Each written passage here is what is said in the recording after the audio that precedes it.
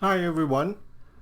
I thought I'd do a quick SNMP presentation so that when you configure SNMP version 3, you know what you're configuring.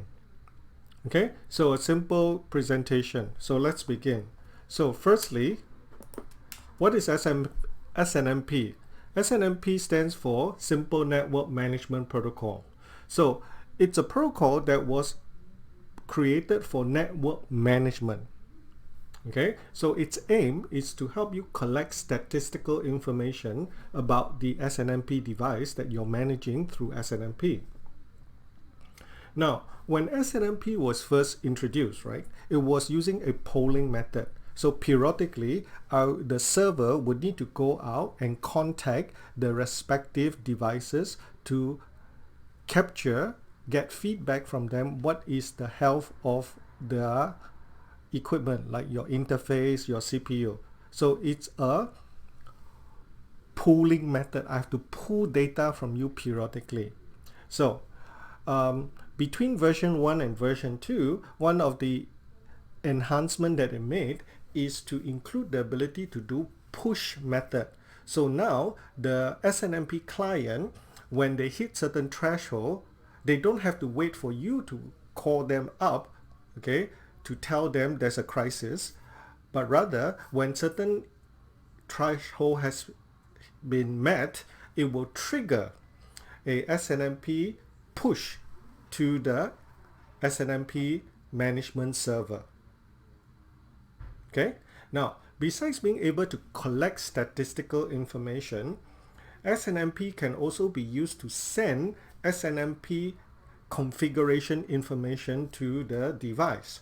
So it's like doing SSH to the device and configure the router or switches. But instead of using SSH, we're using SNMP to send configuration commands. So that is why an insecure SNMP could be used by the hacker to gain unauthorized access to the network device. So before we talk more about SNMP, one of the question is, how is the statistical information, how is those information stored? Okay, whenever you talk about SNMP, Simple Network Management Protocol, you will always hear this term called MIP or MIPS, okay, which stand for Management Information Base. Okay, it uses a tree structure to store the information. Okay, so this tree structure has a starting point called the tree root. Okay, and then there's a lot of subdirectory, and then at the bottom, what we call the leaf node at the end point is where the information is stored. Now, there's a lot of similarity of MIPS with the way we use our Windows operating system. In the Windows operating system, if you know what is a Microsoft registry, you will know that all the setting of Windows is stored inside the tree-like structure, just like SNMP. But instead of calling it a MIP, they call it Microsoft registry, but the structure, the way they store the information is just like MIPS, a tree-like structure. Starting from a root, you go down to various aspects of the Windows operating system.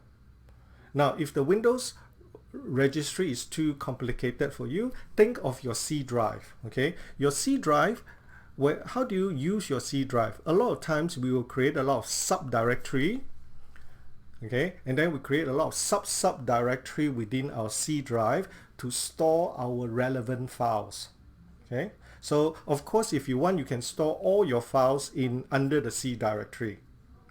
Okay, no subdirectory or anything, all files inside C drive. Sure, you can do that, but to make the files easy to find, sometimes you create specialized subdirectory so that, or even subdirectory, so that we can store the file in a specialized directory, purpose-built directory. Okay, so it's the same idea. So to retrieve the data, we will simply traverse down the tree starting from the root, okay, going down the various subdirectory, okay, to gain access to the data that we want at the end of this path. Okay, so in Windows, we would simply use cd and specify the full path name where the file is stored. Is that okay? So this path that we used to access the data in SNMP, we call it OID, Object Identifier. How do you identify the data? Instead of specifying the file name, we specify the path. Okay, the data is identified by the path. Okay, now this tree structure is very versatile because when this tree structure was introduced, right, the developer has this insight that they are not going to keep this tree fixed. So they introduce proprietary enhancements to this tree called the private branch. So vendors like Cisco, vendors like Juniper, okay, if they want to create their own proprietary extension to the tree, they can do that. Okay, so that's why when SNMP MIPS was introduced, the developer had this mindset that our data set is not going to be fixed. It's extendable. Okay. Now, how do you access the data all the way at the node here? Okay. Now, as I mentioned, in your file directory, in your file system, in your C drive, you will simply use the command cd so and so subdirectory, so and so subdirectory, so and so subdirectory until where the file is located, right? But here, instead of using a worded path, we use a numbered path. Okay, 1 3 6 1 2 1 2. Okay, so instead of using a numeric path, we use a numbered path. Okay, now just a quick background. Now, whenever you create a directory on the same level, okay, when you create a directory on the same level, and let's say you create a directory under C, ISO directory, you can't create another directory called ISO again, right? So the file name, or sorry, the directory that you create must be unique at the same level. Okay, try creating another ISO directory under the same root at the same level. You will see that the system will tell you it already exists. But you can create ISO, then you go to the subdirectory at ISO and create another subdirectory called ISO, right? So the moral of the story is, okay, the numbers on the same level must be unique, but the subdirectory don't have to. Okay, it's not a universal identity. So for each level, the number has to be unique, the name have to be unique. So okay, so just like you can create C:ISO/ISO, but you cannot create C:/ISO twice. Okay, so the top part of this directory is called ISO. Okay, the subdirectory of ISO is organization, and the subdirectory of this is dot, and so on and so forth. Now, to traverse down this directory, instead of using a worded path, we use a numeric path, so which we call OID, 1361212. This is where the data is located. Okay, so it's called OID. Good to know, but won't come out in your exam or anything. Okay, so subtree access. So this is ISO. So if I give you access to the ISO directory, all the subdirectory, you will have access to it. Versus if I give you access to the management subdirectory, you will have access to everything below.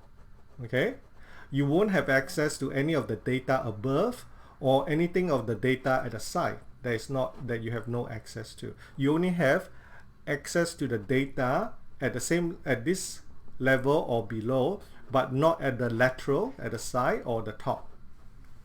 Okay? So let's look at how to configure SNMP now.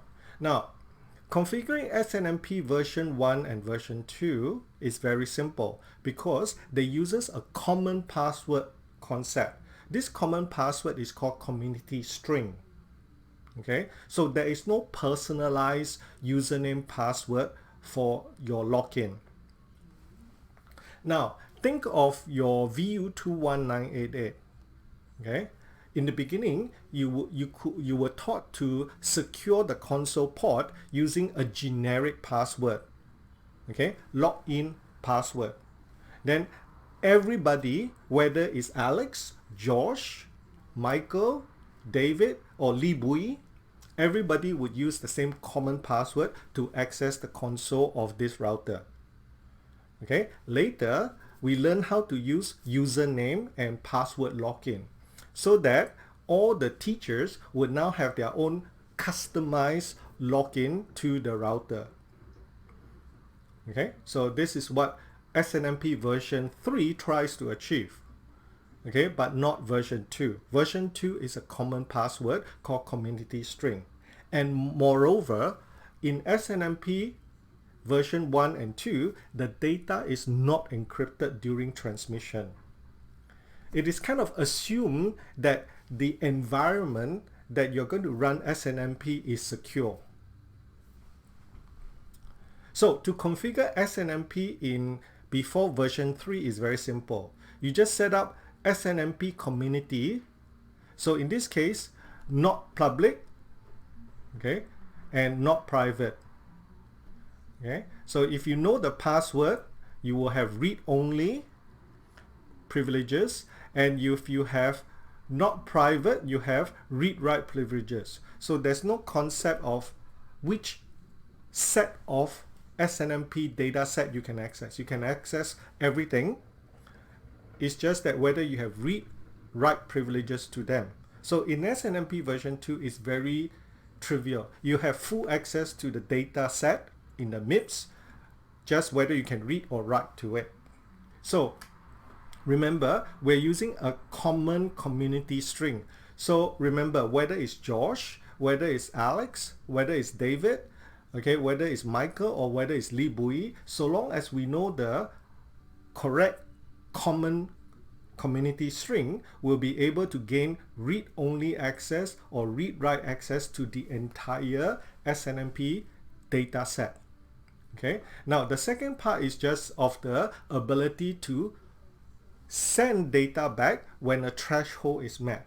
Okay, so SNMP enable traps, okay, goes along with SNMP host version 2C trap community. Okay, so basically this one says that if there is certain threshold met, we can fire a SNMP message to the SNMP server without being polled. Okay, but the main thing is when the SNMP management server wants to talk to the SNMP device, they use a common password called community string. Okay, so to secure SNMP, SNMP version 3 was introduced. Now in SNMP version 3, it has the ability to give you personalized username password access as well as encryption capabilities. So the data that you send is encrypted. Okay, but it is not mandatory. In RFC 2574, SNMP version 3 mentioned 3 kinds of security levels that you can set up. Okay, the most advanced method is when you have authentication as well as encryption. Okay, whereas the least secure method is you use what we call simple username authentication and no encryption. Now, what do you mean by simple authentication versus MD5/SHA authentication? So for the moment, just think of simple authentication as simple authentication and MD5/SHA authentication as the more advanced way of authentication. I will explain this in the last slide after we have a handle on SNMP version 3. Okay, so remember, so even though SNMP version 3 has the ability to do advanced authentication as well as encryption, you may choose not to do it, okay, using the light method. Now, why would you want to do that? Now, it's all about the device.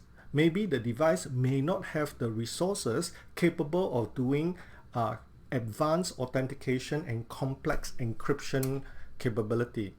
Imagine you have Internet of Things. Internet of Things have very small CPU, very limited CPU, very limited memory.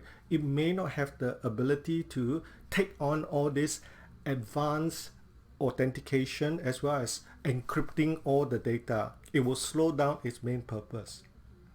Okay, so that's why SNMP version 3, when it was developed, it decided that these are the capabilities, but we won't force you to do it. Okay, we give you a choice. Okay, so finally, let's look at how to configure SNMP version 3. So to configure SNMP version 3, it's very simple, the 3 steps. But now we're going to tie all the previous knowledge that we learned into these 3 steps. So the first step is create the view. The view, just like what you practice in week 3, is to create, these are the access privileges. This is the set of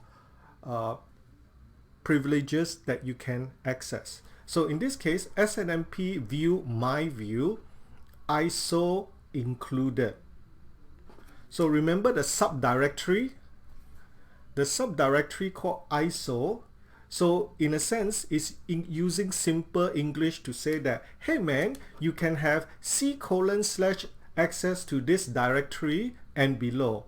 Any data at the C:/ISO directory and below, you have access to it because we use the word included. So you can have ISO and below. Okay. Then what we're going to do is we're going to create a group. Okay. So in this case, the name of the group is my group. Okay. Using SNMP version 3.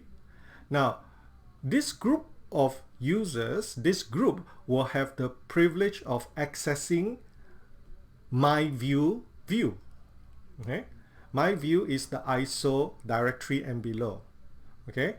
But when you access the my view ISO directory and below in the MIP database, you only have read capability. You don't have read-write capability. So if you want, you can create another group that have read-write capability to this view. Okay, but in this example, this group called my group will only have read privileges to this set of resources. Okay, ISO and below. Remember, the ISO is the subtree inside the MIP space. So SNMP server Alex, so we create a single user called Alex, and Alex will be given privileges of accessing my group. Okay? Alex will be associated to my group. Cool? So if Alex successfully passed the authentication, Alex will be given access, read access to ISO and below as specified by the privileges mentioned in my group. Okay, but how do we authenticate Alex? Well, we're going to use the more advanced method of authentication called SHA, okay, SHA, and the authentication password is authenticate pass1. So both Alex and the server must have the same common password to do authentication. On top of that, we're going to include encryption during the transmission. We're going to use AES 128-bit encryption, and this is the encryption key. So this key must be known to both parties. Okay, so the password and the encryption key must be known to both parties. Okay, that's it. So as promised, I'm going to talk about how to I'm going to talk about what's the difference between what I call a simple authentication as well as MD5 and SHA authentication. Now, normally when you think of authentication, you think of, hello, I'm going to connect to the router, and in this process, I'm going to submit my username and password for validation. Submit my username and password for validation, right? Now, with the more advanced method called MD5 and SHA authentication, we do not send the password across the network for authentication. Okay? We do not send the password across the network for authentication, but rather we use a concept called challenge response. Okay? Challenge response. Okay? So let's go through it. So Alex have the pre-shared key of Cisco 123. Now the router have many people's password. So one of them is, Alex will have a password that we pre-arrange called Cisco 123 for lookup, right? Or George will have another password, Cisco 456. So Alex will have this key, Cisco 123. So when Alex say hello to the router, hello, I'm Alex, please verify me, please authenticate me. Okay, instead of submitting the username password for validation, MD5 and SHA authentication will go through what we call a challenge response method. So the router will look up, Alex is on my list. Okay, and this is the pre-arranged password, Cisco 123. So instead of just asking you for your username password, I will issue you a test. Here's a test. Okay. Using MD5 SHA to encrypt it using the common key. So I'll say, here's a text message. Here's a text message. Okay. Please encrypt it with the key that you know of and reply me the result. So Alex will have the key Cisco 123 and proceed to encrypt the challenge, a test message, and responds with the encrypted reply. Okay, now the router would simply receive the encrypted message and do a self-computation as well. So the router would take the Cisco 123 key and do a self-calculation using SHA and receive the information from the challenger, this unknown challenger called Alex. So if the encrypted response is the same as my self-computed hashing response or encryption response, if the encryption value is the same, you must be the right person, because behind the scene, the assumption is that only Alex and the router would know of the same pre-shared key, the same encryption key. So when I give you a test message, you should be able to give me the correct encrypted message back. So if I do a self-test, whatever you give me plus my own encryption, okay, my own encryption based on whom I'm expecting to work with, okay, in this case Cisco 123. So if the result is the same, you are who you say you are. But can you see that no password is being sent? What is being circulated in this conversation is a challenge and response. If you say you are Alex, here's a challenge. You respond by encrypting the message using the pre-arranged key password. No password is ever passed along to the other side through the network, unlike the simple authentication. So this is meant by MD5 SHA authentication. Okay, so I hope you now have a better understanding what do you mean by simple authentication versus MD5 and SHA authentication. So that's it, guys. Thank you.